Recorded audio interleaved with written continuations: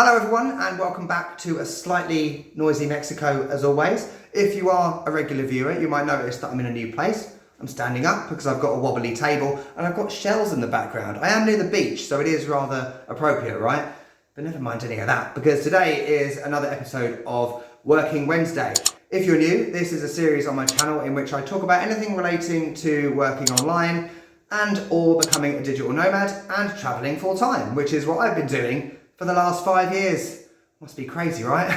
So if you saw the last 3 videos, you'll know that we talked about teaching English online mistakes. You can check them out by clicking the link up above, which will take you to the Teaching Online playlist. And today we are continuing in the same vein by talking about teaching online again, but more specifically, we are talking about a rather business-themed topic, which is about how you, yes, you watching this, hello hun, can earn more money from teaching English online by determining your pricing and setting your pricing from day one. Now, just to clarify, this video is very much aimed at those of you who are thinking about using a platform such as italki, which allows you to set your own pricing, or maybe you're thinking about setting up your own website. This video isn't applicable to those of you who are maybe employed by a company that's based in China, teaching children, because obviously you would receive a set salary anyway. There are 2 things I want you to keep in mind throughout this video, very important. Number 1, time is money. You're a business owner. Yes, you're a teacher, but you're also a business owner. You're not running a charity. You're running a business, and one of your primary aims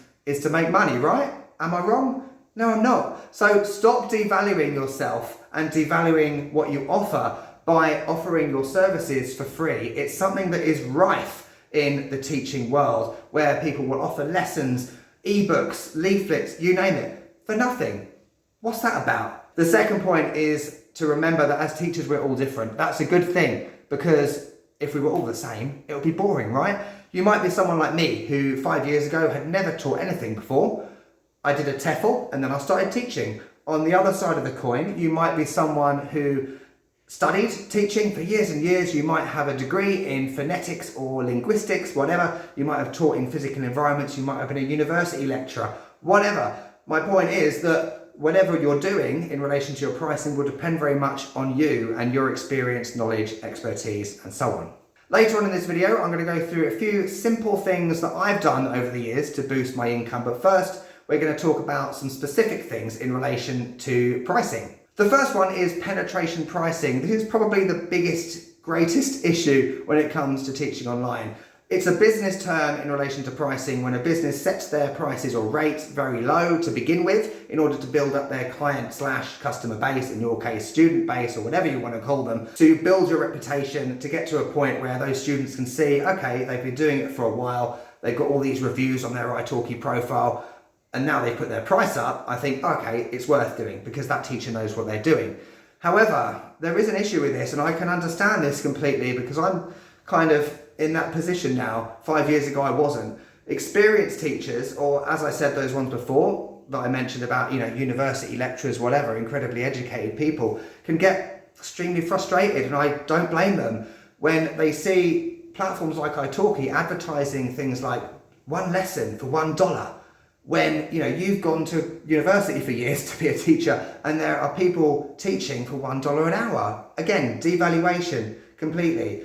So I get it. But the reality is, and I did this, and many teachers I know did this, started off low in order to build up their reputation and student base. I thought in the beginning, well, how am I going to get students? I've never done it before. I've got no reviews, no experience. No one's going to book with me. And yeah, I started off at like $10 an hour, I think it was. Immediately, my calendar was full. But the problem was, I was doing like 10, 11 lessons a day for $10. Whereas now I'm doing half that for double the money. So I'm earning more now than I used to earn back in the day. It's up to you what you do with penetration pricing. As I said, it's a reality of what it's like. Many people do it, but there's another way around it. You don't have to charge rock bottom prices, and that's what the next point is. This point is about a niche. So if you do have a niche, you can charge more. Don't be afraid to charge more when you have an expertise or knowledge in a certain area. Mine is business English and job interview preparation. I used to be an HR manager many years ago. It's very much a passion of mine, which I'll come on to, that I use in my teaching and my lessons. And I charge more for it because the planning of those lessons and execution of them, I have an ebook as well, which you can check out in the description below. Because it's a niche, I feel like, I know more about it. Yeah, I can do general conversation, I can do IELTS preparation, but those aren't my passions. They're not my areas of expertise. And when I say passion, my advice with choosing your niche is simply think about what is your passion in life? What is the thing that you genuinely get fulfillment and enjoyment out of teaching? If it's not IELTS preparation, which isn't my favourite to be honest, then that isn't your niche because you're not going to enjoy it as well. You have to get satisfaction out of it as well as actual achievement from the students, if you know what I mean. So think about your passion, make it your niche. In terms of raising your prices, don't be scared to do it. You might think that, well, if I put my price up to $20 an hour, all my existing students are going to disappear. And yeah, they might. It's not the end of the world because there are millions of people in this world wanting to learn English, and those people that disappear will just get replaced. And actually, what you will find is that many of your existing students will stay with you. And I had people say to me, oh, well, I did think you were charging quite low. I was like, okay. So I've continued to put them up, and I've always remained full up every week in terms of my schedule. So if that happens with me, I'm no one special, then it can happen with you as well, all right? The other point to think about when it comes to setting your pricing is all about cost of living, both yours and your students, and also where your target market is. So firstly, think about where your students are. For me, I don't know how this happened, but most of them are in Russia or Poland. I think to myself, okay, what's the cost of living in Russia? What's the situation with the currency? The ruble is a very fluctuating one. Anyone that has students in Russia will know this. So I have to ask myself the question, can a student in Russia, an average person doing a blue collar job, can they afford to pay $35, $40 an hour? Maybe not. So I have to consider that. But also, I have software developers, they earn a lot of money. They can probably afford that. The other point is thinking about where you are. If you are in a static location, for example, you might be living in the UK or the US, Australia, whatever, obviously your cost of living will be high in those countries, so you will need to charge higher. As a result, you may then attract students that earn more. For example, people that work in banking in Switzerland. I've had a lot of them, people in Hong Kong, Singapore, whatever. But also, if you're traveling as a digital nomad, I've lived in countries like Mexico right now, Colombia, Belarus, Serbia, you name it, where the cost of living is lower. I have to ask myself the question, do I need to be earning $50 an hour to get by? There's the issue of sort of greed versus comfortability, and I would prefer to go along the comfortability part. Is that even a word?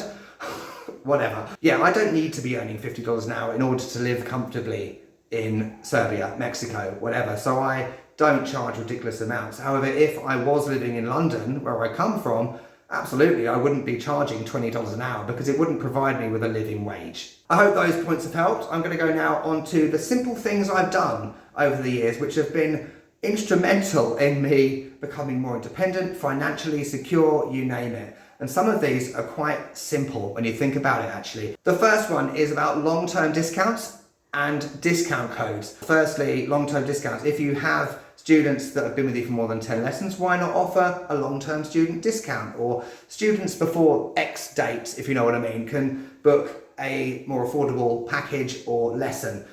It then results in retention, so those students stay with you and they're more likely to continue to book with you going forward. When it comes to discount codes, this has been great. With Squarespace, I'm going to do a video about Squarespace in the future, which is what I use to set up my website. Acuity scheduling allows you to set up discount codes, so I have many on there. So I do like one every other month, I think it is. Like at the moment I've got like summer 15% off your next package booking. I have ones for new students like package 20, like 20% off your first package.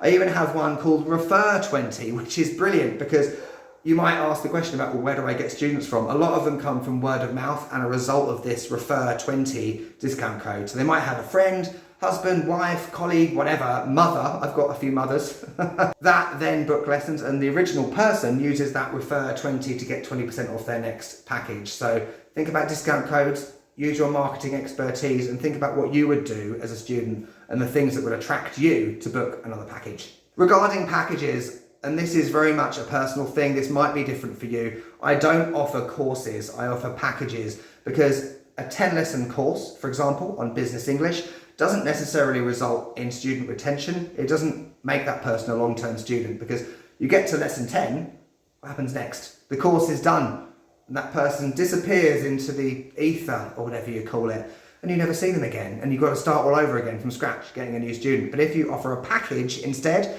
someone might book a 10-lesson package, but they don't have an intention of having this planned lesson plan. You work together, as I've said before, to build a plan. You get to lesson number 10 and they book another one, and you just continue. My Business English ebook has 60 lesson plans in it. So that's 6 packages worth. And even after that's all done, we still continue. If you have that relationship between the two of you and you understand how each other work, and that student wants regular practice, then a course isn't appropriate. A package allows you to have continuous bookings again and again and again, which provide you with additional income as you go along. And the last point is more of a finance one. So if you do choose to set up a website, for example, using Squarespace and Acuity Scheduling, I would advise using a platform such as Stripe. It's really good. So the problem with italki, when someone books a package, you don't receive that money for the 10 lessons immediately. You have to actually do all of those lessons, and you receive the money as you go. But when you get a package booking on a website, you get all of that money immediately into your bank account. It depends on where you're from, so I think you have to have a US bank account in order to get it immediately. I have to wait like 7 days because I have a UK bank account. That's okay. But I don't have the issue of, someone books a package and then it's valid for 6 months, and then you don't see them for months and months, and then eventually you might get that money, or they might choose to extend the package and then you have to wait another 3 months. Using something like Stripe for your website means that you can get that money immediately, and you see much more of an influx in income, if you know what I mean.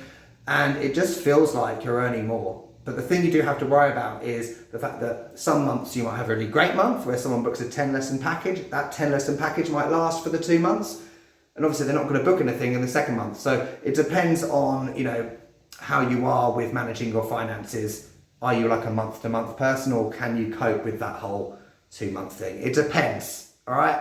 So I hope you found this video useful on pricing. If you do have any comments or questions, let me know down in the comments below. Are you an experienced teacher who has that issue with the whole rock bottom, race to the bottom, I think people call it, and the $1 devaluing offering things for free? Or do you think that you should be offering things for free? I'd be interested to hear your comments. Or are you someone who's just starting out with teaching and you would like some advice? What has your experience been? I'd love to know. Don't forget to subscribe, and you can check out the end screens over there. That will take you to, what's up there? That will be the Teaching Online playlist. Down there will probably be the next video once I filmed it. So thanks for watching, make some money, and I'll see you soon. Catch you later.